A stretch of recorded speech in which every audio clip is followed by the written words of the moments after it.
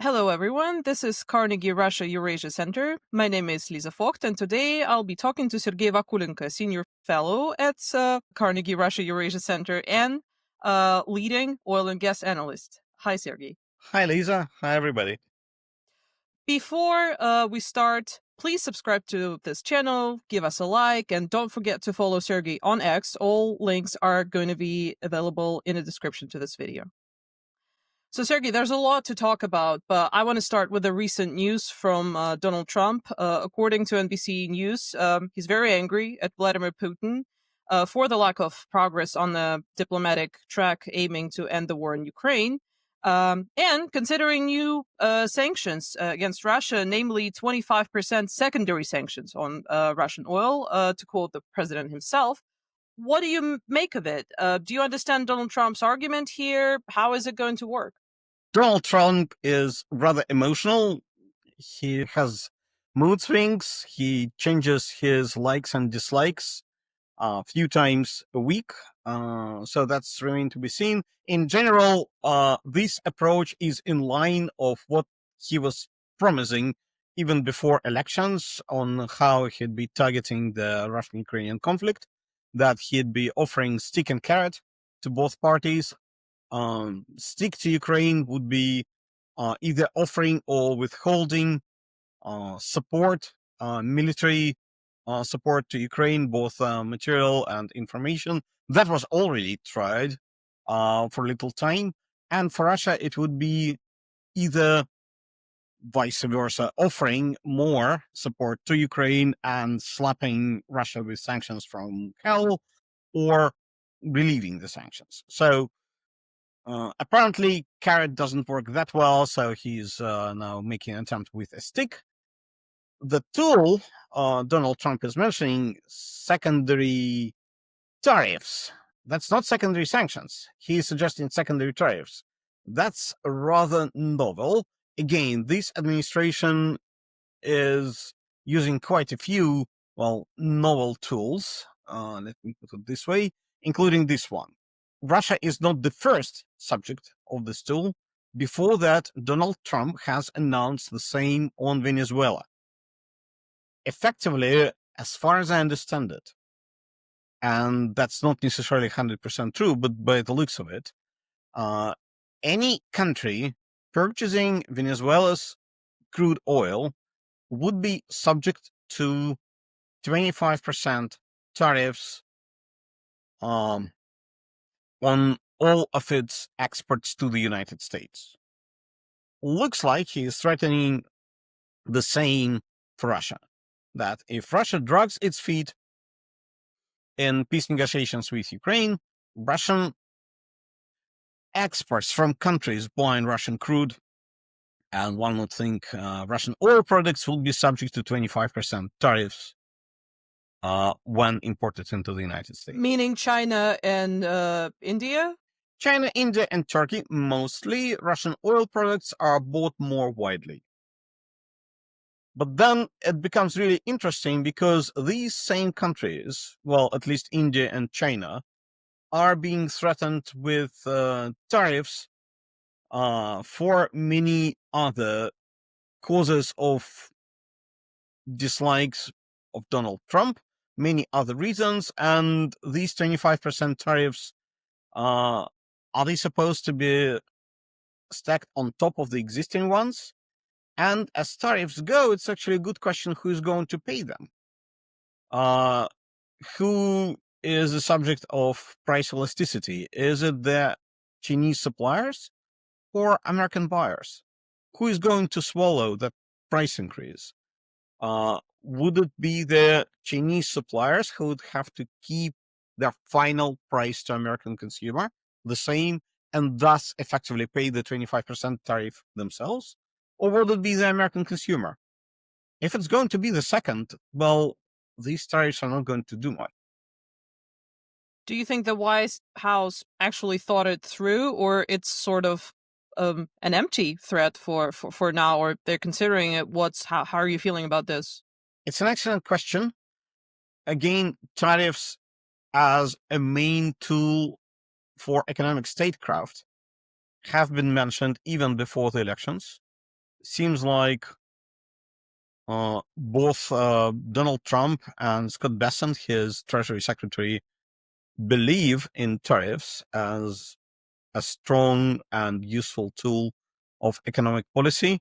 On the other hand, Council of Economic Advisors, all the leading economists, most of industry figures are dead against it. So I don't really think it's been thought through, not in fine details. But what do I know? What do we know? And 25 seems to be a magic number for Donald Trump. 25% tariffs, for Mexico, for Canada, and now possibly for Russia. And to bring Russia into this conversation, last week Reuters reported on a February analysis by Russia's central bank warning that oil prices could crash, much like in the 80s. They argue if the US and OPEC countries take certain steps, how likely do you think is this scenario, and what does it mean for Russia if it happens? Well, let's try to unwrap this. My understanding is that it wasn't a forecast or a prediction. It was a scenario, a stress test, if you wish. That central bank was suggesting that Russian economic planners would stress test Russia on such a catastrophic scenario. That's a slightly different than saying that this would be their central scenario. That's a sound approach. That's what corporations do all the time. I used to be in charge of corporate planning in a few companies. And yes, that was the tool we've used. Thinking of how realistic is that scenario, I would say it's a stretch. Conditions now are quite different from what they were in the 70s and 80s. Let's recap really quickly what was happening in the 1980s. 1973, oil price shock. OPEC Arab countries suddenly realize that they have the market power when it comes to oil pricing. They hike up the prices fourfold. They send the world into a crisis. Then comes 1979 Iranian Revolution and Iraq-Iranian War, which sent prices even higher. This huge price spike causes two things. A, it calls to life new classes of demand. That's Gulf of Mexico. Should we be saying Gulf of America now? Well, maybe not yet. And the North Sea. Huge developments. At the same time, not really linked to oil price increase, but Soviet Union development of its West Siberian giant oil patch and also substantially increasing its oil supply. And at the same time, this price increase led to a major tectonic shift in how the world was producing its energy. For example, there was a lot of fuel oil power generation before 1973. During the 70s, much of this generation has switched to natural gas. So oil demand went down. Land barge cars went out of vogue and were replaced by Golf type cars and so on. So oil demand went down, oil supply went up. And by the 1980s, these two powers were quite pronounced. In 1980, Saudi Arabia was producing 10 million barrels of oil. The market forces that I described earlier were pushing more oil in the shrinking oil market. Saudi Arabia in general and OPEC were desperately trying to hold the prices up, mostly by Saudi Arabia, which was reducing its production. So between 1980 and 1985, Saudi oil production went down from 10 million barrels of oil to 3 million barrels of oil, and the world was sitting on 11 million barrels of oil spare capacity. The world back then was consuming 70. So that was a huge surplus. And oil production was still on the rise. And that was the time when Saudi Arabia decided, well, that's no point. It's counter its interest to prop up the market. It's futile, and decided, well, they were not going to do it anymore. So they opened the taps. Looking at what's going now. Well, yes, demand is going to plateau by roughly 2030. It's not plateauing yet. Supply is going up, but definitely not at the clip that it was happening in the mid 80s. So yes, there is currently a bit of spare capacity. Well, by different counts, probably 5 million barrels per day or 6 million barrels per day on more than 100 million barrels per day demand. So the proportions are quite different and the trends are quite different. So the market slump that happened in 1985 and indeed took 15 years to clear, like it was stated in that scenario, is actually unlikely now. However, what is likely is something similar to 1998 or 2008 or 2020 scenario. Economic policies of Donald Trump, the great uncertainty, a possibility of trade war could easily send the market into a major recession. We are currently observing a major sell-off in the stock market. Oil today is also a financial asset. So when there's a major sell-off in other assets, it could well happen that oil would be going down as well, initially on paper markets, then in physical markets too. And if there's a recession, demand goes down too as well. So we could see a price slump similar to what had happened in 2008. But that's of very different nature and of very different longevity than in 1985. But I think even if we speak about a different nature, I think still any conversation about oil prices dropping is a trigger for at least some Russian authorities because of this widely shared perception that the slump, as you said, in the 80s led to the Soviet Union collapse. And given the status of central bank in Russia, and even if we just take it as a scenario, which is not very likely, are they going to take it seriously, and what can they do to prepare for the sell-off that you mentioned? Well, we could discuss for quite a long time what were the reasons for Soviet Union demise and its economic meltdown. Uh, Oil prices might have a role in it, but that was probably one of the few last straws that broke the back of the camel, probably not the heaviest one. Continuing talking about the current situation, yes, oil price decline would bring hardship to Russian economy, like it did in 2008, 2014, 2020. But in all those occasions, Russia did adjust and did survive the price drops and respecting shrink in the governmental revenues. Of course, back then, the country was sitting on a rather thick pillow of oil reserves. That's not the, well, in 98, country didn't, but in other occasions it did. That's not the case now.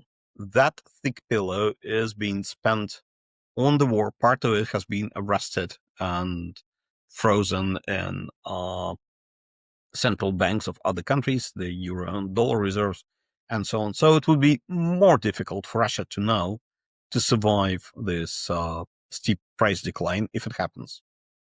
Is there any way to prepare for it if it happens? Is there anything they could do in advance? Well, they might start to plan how exactly they would start to curtail and cut the expenditures. Sometimes, well, there is a meme in Russian situation that, well, winter has come and snowfall has come unexpectedly. Well, that's like sometimes economic crises come to Russia. If a crisis comes unexpectedly, then there is a mad rush to try to cut expenditure. They try to cut what's easiest to cut, what's and not necessarily what's the most useful and effective to cut, and so on. So ideally, and again, that's what good corporations do in their corporate planning. They say, well, if this is the scenario that materializes, we know we'd be putting these projects on hold, that would be stopping this expenditure. And by the way, let's identify some weather vanes that we'd be watching to see the coming storm slightly sooner, to realize what's going on and start to prepare for orderly unwinding of some positions, orderly stopping or pausing of the projects, and so on. That's probably what they should be doing. Identify from the very beginning the projects will be put on hold and so on. Because otherwise, what happens, Minfin just steps out of its building and effectively shoots whatever the first project comes in its sights. And at the same time, people who are desperate to maintain funding to their projects, their pet projects sometimes, are trying to run above Minfin head and ask for support and protection in higher circles and so on. That's, of course, not the way to manage the crisis. I think the most crucial question for us is, could this potential drop in oil prices weaken Russia's ability to wage war in Ukraine and elsewhere? If you look at how much Russian government spends on this war, this is a number that's startlingly similar to what Russian government earns from oil and gas sales, similar to Russian government levies on oil and gas exports and traction and so on. So yes, if that part of the government revenues goes down, its tax take is going down. It's going down in other parts as well, because oil companies' earnings would be lower. They would be paying lower income taxes. They would be paying less to their suppliers. So the rest of the economy would be shrinking as well.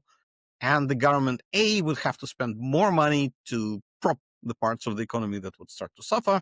And B, would have lower revenues taken from this secondary flows of oil money. I don't know.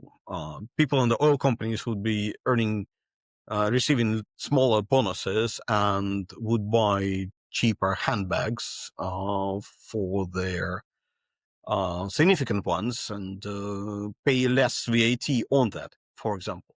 However, Ukraine is also heavily dependent on the foreign aid for its ability both to conduct its war, both for defending itself and for running of its own economy. Ukrainian economy is currently heavily dependent on the money it receives, mostly from Europe and to some extent from the US. And if we think that what would trigger oil price drop is a major global recession, it would also mean that Ukrainian donors would also face rather tough financial choices, and their ability to help Ukraine would also be smaller, and they would be facing tough choices of keeping the level of support to Ukraine or supporting their own ailing economies. So there might be a balance in there, and it's actually a tough question where that needle would shift, in the favor of Ukraine or in favor of Russia. The Financial Times published a major article on the state of Gazprom, a company that you know very well yourself. And according to this piece, against the backdrop of sanctions, Gazprom is facing growing problems, a massive deficit, fewer contracts, and increased competitions from other producers within Russia. How bad is it? Gazprom definitely needs to change. Gazprom probably would find it extremely hard to survive the storm if it doesn't modify itself. On the other hand, I would say even with the loss of European business, which of course was the motherlode of Gazprom business, it still has an excellent resource base and actually a very large buyers base too. Export sales comprised roughly 20% of what Gazprom was selling. The rest of gas was being sold inside the country. And gas sales in Russia are actually profitable as well, not as madly and hugely profitable as European sales were, but profitable they were. A good sign of that is that Rosneft and Novatek are quite keen getting into Russian domestic market, and they were competing in it. Russian domestic market is not monopolized, it's competitive. what was happening then, that Rosneft and Novatek were poaching away the best customers Gazprom had by offering them discounts. Interestingly enough, Russian domestic market is regulated for Gazprom, but not for so-called independent players like Rosneft and Novatek, in a sense that Gazprom is obliged to sell at regulated prices. Independent suppliers can offer discounts. Usually it works the other way around, right? So that the regulated supplier has to offer at lower price than independents. As a result, Novatek and Rosneft got industrial and power clients with stable demand, and Gazprom ends up with increasingly seasonal demand, which is tough, but nevertheless. Gazprom owns Gazpromneft, which is second or third largest Russian oil company, with 2 million barrels per day oil equivalent production level.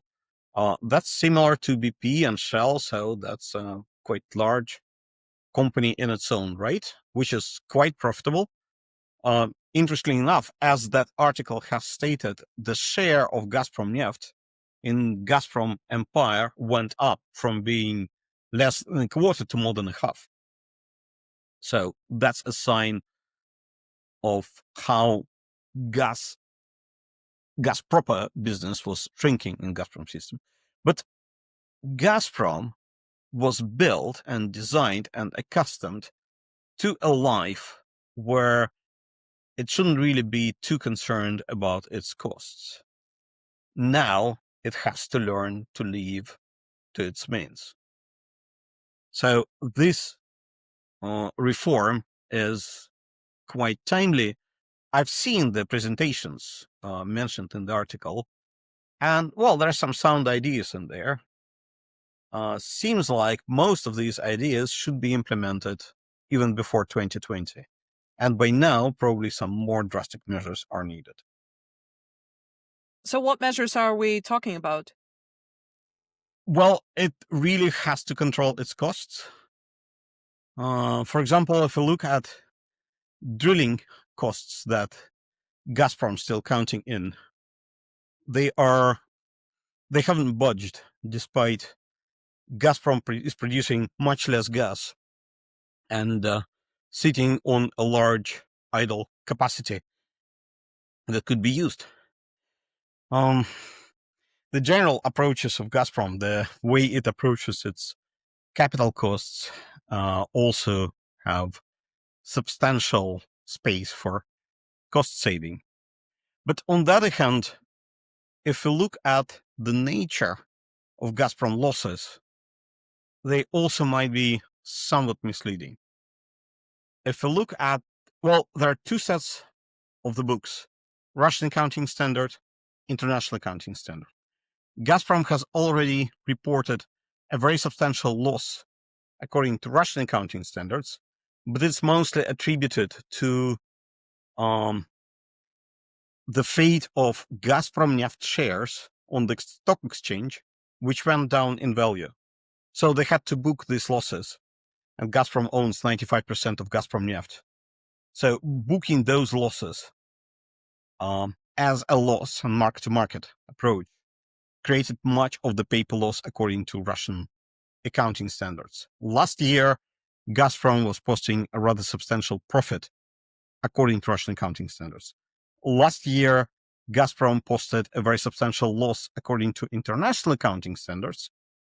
The reason for that was that there were paper losses.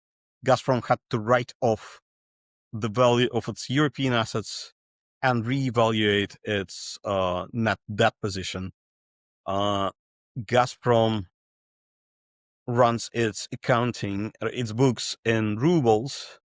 Its debts, many of them are dollar denominated. So when ruble depreciated, they had to reevaluate those debt positions in rubles. Suddenly they were owing more in rubles. As a result, they had to write that as a loss as well. So yes, Gazprom situation is not good, but probably not as desperate as a superficial look at the accounting numbers might suggest. A deep look in the accounting numbers and the book numbers gives slightly better understanding. If those issues only continue to grow and the situation continues to deteriorate, how far do you think Russia will be willing to go to save Gazprom? Because, when I think of it, growing up, Gazprom was the only, growing up in Russia, I mean, Gazprom was the only big company that I knew because of their slogan. They call themselves a national treasure. I guess that's the best translation that I can come up with. And I think their issues, don't you think that they always have there's a psychological effect on Russian gas industry and Russian economy in general because of their status in the Russian economy? In the 90s and 2000s, the situation was such that gas prices, global gas prices, or gas prices in European contracts remained relatively stable, and gas had a much lower cost base, and therefore Gazprom provided a substantial amount of value to the state coffers. Before the war, it was quite different. 20% of oil and gas income came from the gas side, 80% from the oil side. Nevertheless, Gazprom is still extremely important because it provides low-cost gas to Russian economy. And Russian economy has been built around this low-cost gas, relies on it, and there's quite a few industries, export-oriented industries, which value creation is based on this low-cost gas. This is not going to go away. Until quite recently, the Russian government was actually milking Gazprom by introducing a rather substantial extraordinary taxes on it. 1 trillion rubles in 2023 and 600 billion rubles in 2024 and so on. These were the taxes designed to extract the value, the huge surplus rainfall that Gazprom received from its sales to Europe at highly elevated prices during the gas crisis of 2022. By the way, those taxes contributed to the losses that Gazprom has posted. Since then, Russian government canceled those taxes. Gazprom is still paying an elevated mineral extraction tax on all the gas it sells, both domestically and for exports. The justification back then was that Gazprom is in a privileged position as gas exporter. Other companies are legally forbidden to export their gas, well, at least via pipelines, so Gazprom should share that rent that is extracting. So the government might lower that mineral extraction tax as well. There's another element that the government might start to do, and probably should be doing actually. Russia has a rather lopsided gas market structure. In Russia, residential customers, small customers, pay less for their gas than large industrial customers. The sales to domestic customers are highly subsidized, and the subsidy comes from Gazprom. So that regulated gas price structure might start to change as well, and it would make something for Gazprom finances as well. But of course, Gazprom definitely wouldn't be allowed to go bankrupt, go in liquidation, and so on. People inside Russia will feel the effect of this if they start playing with the prices for just people, ordinary Russians. That's true. Probably people would see their heating bills go up, hot water bills going up, and so on.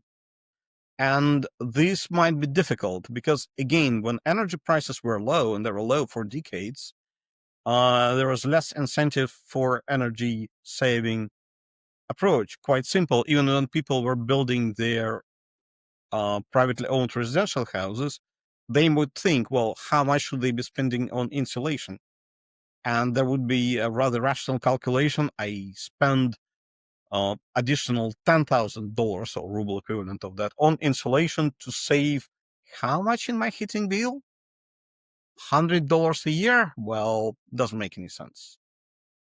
And that $100 a year was $100 and $1,000 just exactly because gas prices were extremely low. And that might change. But then you have a huge installed base of buildings and everything else built with that energy price in mind. So there might be a difficult adjustment too. To put it in a bigger perspective, gas trade has always been a form of geopolitical, or should I say geoeconomic weapon for Russia. So do you think that Gazprom's current issues mean that Moscow has been deprived, essentially, of this weapon? Economic statecraft, I think, is the term that's in vogue at the moment. The use of that gas weapon and loss of it is something that created part of Gazprom troubles. That's for certain. Gazprom was enjoying a dominant position on the European gas market, and this dominant position also was a tool that was weaponized. It was weaponized, was somewhat effective, but definitely didn't bring the outcomes that Russia was counting for. And once used, that's a card played, right? And Gazprom lost them. But there are interesting elements to that.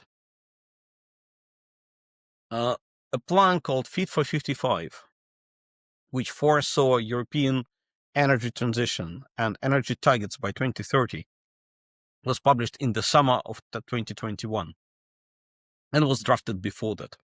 That plan foresaw a very substantial decline in European consumption of combustible fuels, CO2 emissions, but this could be achieved only by a reduction of combustible fuels demand by 2030. If you look at that plan closer, it was quite obvious that the main target of reduction was Russian gas. So the writing was on the wall already. I would dare to say that the very timing of Russian-Ukrainian war was somewhat linked, definitely wasn't the major element to it, but quite likely has contributed to the timing, was the understanding that if Russia waits until, say, 2025, that gas weapon would be much blunter and wouldn't have any chances of success because LNG plants were already being built on the US Gulf Coast. So comes 2025, Europe would be reducing its gas demand as per Fit for 55 plan, and there would be substantial competition from US LNG. So Russian sales of gas to Europe were destined to be under pressure by now anyway. So Russia was probably rushing and hoping to play its card while it was still strong and powerful and might bring some outcome. Well, playing that card did bring hardship on Europe,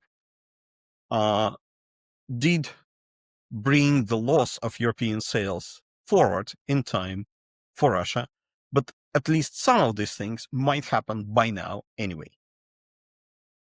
Right. But again, judging by media reports, Russia and the US are discussing the possibility of resuming gas supplies via Nord Stream. What do you think is behind this? Is it even realistic? Oh, an excellent question. Well, we might want to split this in two. One is this whole story of Nord Stream 2. I think that's what's really being discussed. And that's US are trying to get a fee from both sides, Ukraine and Russia, for settling their dispute. Arbitration fee, if you wish. We all know quite well about this, overarching contract that is being drafted. Well, we saw the draft on FT website.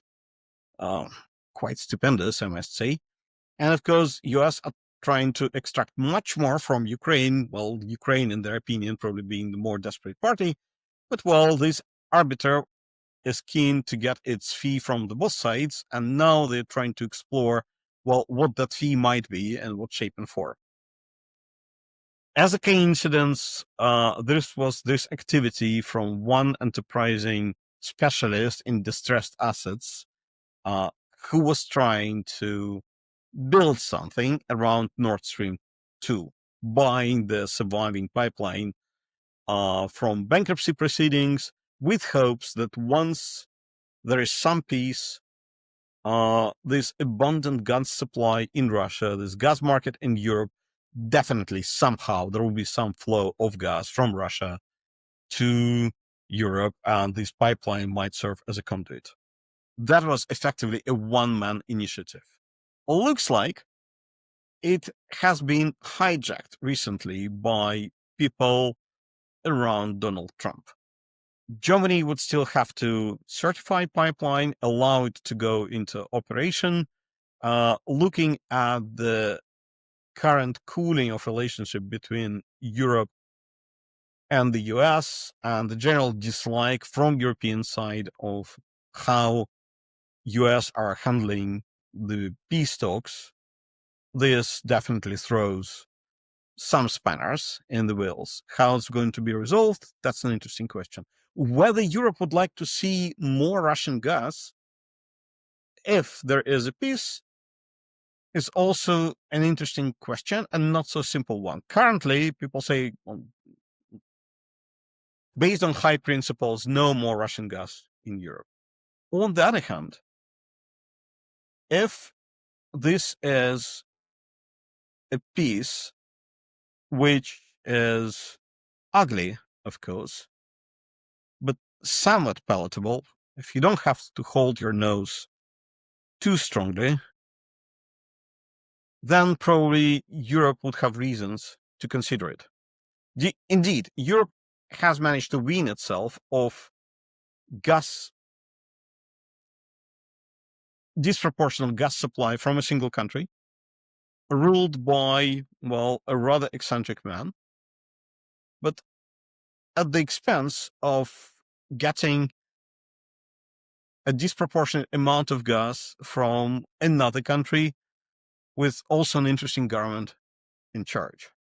There are voices in Europe saying, well, we might want to have Russian gas back in our gas balance, not at the proportion it was before, and it would be impossible with all the LNG contracts that's been signed already, but probably half of the amount that was flowing on 20. So it sounds like 80 billion cubic meters per annum compared to 170, 180 that were flowing before. And the second reason, Russian gas can be much cheaper than LNG. Its cost base is much lower. A good question, of course, whether Russia would be willing to sell gas at a lower price, but at least there's some space for negotiation. Whether that gas would be flowing via Nord Stream 2 or via Ukraine, that's probably the most interesting question. How do you answer that question? Because it is very interesting which pipeline they're going to use if that's the case. I would think that European and Ukrainian position would be that if there is increasing supply of gas from Russia to Europe, it should be flowing via Ukraine. It's beneficial for Ukraine if that gas flows via Ukraine. It makes operation of Ukrainian gas system cheaper. It provides gas transit revenue to Ukraine, and also Ukraine has some control over it. Well, I wouldn't even call it US stance, but the position of the people designing the Nord Stream 2 option is that they'd like to see Russian gas flowing through by route controlled by US and US only for many reasons. Effectively, to America first, if you wish, and giving America some control and stake in the whole thing. But I would think that both Ukraine and Europe would be choosing between the two, would definitely be for Ukrainian option and not the Nord Stream 2 option. It still feels that where the Black Sea deal was discussed, Russia put forward a number of economic conditions, and in particular, it demanded the lifting of all sanctions that hinder the export of Russian fertilizers and agricultural products. Why? And do you think it's really a problem for Russia at the moment? It was I think quite unexpected for some people to see Russian, agriculture sector become part of this conversation. Well, the irony is it's hard to say that exports of fertilizer or grain is that much hindered, to be honest. Not by sanctions, not by any logistical problems in the Black Sea, and so on. Yes, Bank is sanctioned, and I think the demand of these sanctions being lifted is a desire effectively to lift the financial sanctions. And as far as I understand, the demand to lift sanctions of Bank doesn't cover particular transactions related to, say, grain or fertilizer trade, but just lifting general sanctions on Bank altogether. So what Russia is asking there effectively is lifting the sanctions on the payment and financial system. They try to disguise it as sanctions on agriculture, just as a figure of speech, pretending that it tries to get sanctions off the vital supplies of food and fertilizer to the global economy. But I think the real desire in there is to see financial sanctions lifted, to ease the flow of payment and funds between Russia and the rest of the world. And what about lifting port sanctions and sanctions on Russian on Russian vessels? Do you think what they really want is to help the shadow fleet carrying Russian oil? Again, it's interesting because, well, this Parthian shot sanctions by Biden administration on 10th of January, they had their effect for 2-3 weeks, maybe. And now Russia doesn't experience much problems in exporting its oil. In fact, I think Russia is currently struggling to find the sanctions to find what it could ask the US to relieve. If you ask me what they might really want, it's the lifting of financial sanctions. This would be useful. It also would be lifting of sanctions on aircrafts and aircraft parts and so on. But Russia is probably struggling to find something small, a morsel that could be a little chip in that negotiations. It's adjusted to the sanctions regime in general.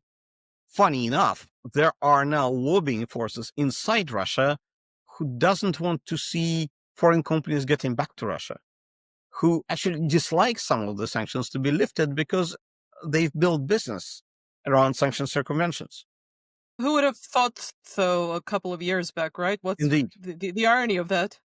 they would like to see sanctions lifted altogether, getting back to 2021, if you wish. But if being asked, well, what are the some sanctions that could be lifted? Well, if you ask an ordinary Russian, they would like to see consumer goods back. They would like to see European makes of cars back in Russia instead of Chinese ones. They would like to be able to travel to Europe again. But even that's not under US control. And what are the chances that Trump administration could pressure Europe to lift its sanctions? They might ask about lifting sanctions on use of European airspace. And that's actually something that Europe might agree as well, because for European airlines, not being able to fly over Russia puts them in a real disadvantage with Middle Eastern and Far Eastern air carriers. It's a funny situation that after 3 years, it's really hard to find small sanctions that Russia might want to be lifted. And what do you think about the U.S., Russia allegedly inviting U.S. to work together on rare minerals in Russia? Do you think that's simply meant to distract everyone, starting with Donald Trump, from the lack of real progress on Washington's proposal to end this war in Ukraine, or there's something more behind it? I think that when Putin and Russia saw the interest and enthusiasm of Donald Trump about rare earth minerals, and Ukraine willingness to say, well, come work with us. We have rare earth minerals as well. He was keen to say, well, come work with us. Our minerals are even rarer and earthier than Ukrainian. There was a lot of discussion that it's really a canard, that the true value of rare earth minerals is not really in mining them, but in refining and so on. And the whole value of rare earth minerals of this whole industry is actually quite small. The market for them is tens of billions of dollars worldwide compared to trillions for oil and gas and 100 billions for steel, for example. So yes, it's just pretty much just a discussion, a theater, if you wish. Russia is trying to invite US back in Russia, airing proposals that maybe the old cooperation between, for example, Russian and American oil companies might be back. And indeed, Exxon was in joint venture with Rosneft in 2014. They were drilling a well in the Kara Sea, which had to be plugged, even not being tested in the summer of 2014, because that activity was taking place amidst of the first phase of Russian-Ukrainian war. But the irony is, if Crimea didn't happen, if there would be absolutely perfect relations between Russia and Ukraine, if none of what happened between 2014 and now had happened on the political side, most likely that project in the Kara Sea wouldn't go ahead. The reason for that is that project was taking place when oil was $120 a barrel. That project was taking place before US oil shale patch really took off. By now, in the current price climate, I would find it hard to believe that ExxonMobil would allocate much capital to a project in the Kara Sea to detriment of US shale projects. That my experience in the oil industry suggests that that project might be killed in favor of US shale. Just like Shell has killed its projects offshore Alaska in the US Arctic. The same goes to various exploits of international companies in Russian tight oil as well. There's just so much opportunity in the US, in Argentina, that Russian oil patch is not particularly attractive for international players. It's not that it's unattractive at all. It's not that Russian oil is going to turn dry tomorrow or not, but for international companies, they have better opportunities elsewhere.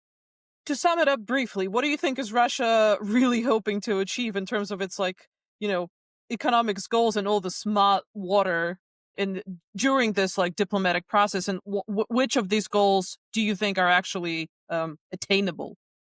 Ideally, they would like to see the relations between Russia and the rest of the world to go back to 2021 and maybe even back to 2013, while Russia would keep whatever it managed to grab in Ukraine and exerting political control over the rump of Ukraine, similar to what Russia does in Georgia.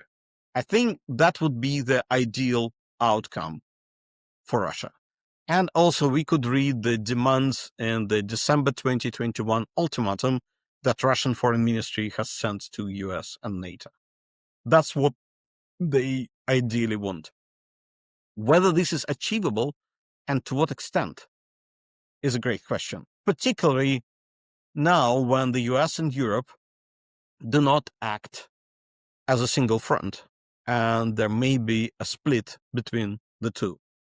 Well, and we'll have to rely on your analysis, watching how this situation is going to unfold. Sergey, thank you very much.